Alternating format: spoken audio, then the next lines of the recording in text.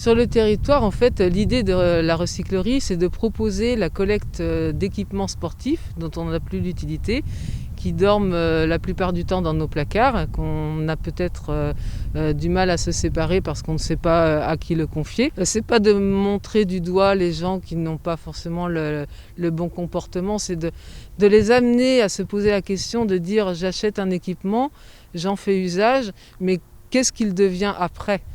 Je pense que c'est là toute la problématique, c'est si on veut continuer à pratiquer le sport dans un environnement tel que le nôtre, sur notre planète, eh bien il va falloir qu'on change de comportement, qu'on apprenne à gérer sa consommation. Il semblait important de mettre ça en place au niveau du club et des clubs sportifs, puisqu'on n'est pas les seuls à participer à cette action-là. Ça répondait à des valeurs qu'on partage aussi sur le club, que ce soit la solidarité, l'entraide, une valeur écologique, puisqu'on sait que le sport est en pleine mutation, le football aussi, et on doit faire attention à notre environnement. Et donc ça fait partie de ces valeurs-là. Et puis la troisième, c'est économiquement, parce que le sport, les articles de sport coûtent cher, et parfois c'est sur une utilisation de 6 mois ou une demi-année, puisque les enfants grandissent rapidement.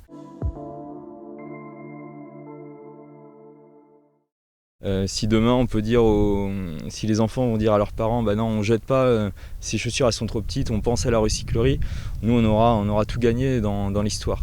C'est de se dire voilà, à la fin, ok, on a acheté, on a consommé, on s'est servi de ces vêtements-là, mais attention, on ne jette pas, on essaye de trouver une seconde vie pour toutes ces choses. Le projet, c'est aussi de pouvoir proposer des ateliers participatifs, notamment avec des réparations de vélos, par exemple, qui est souvent phare en ce moment pour développer la mobilité, mais aussi tout type de matériel.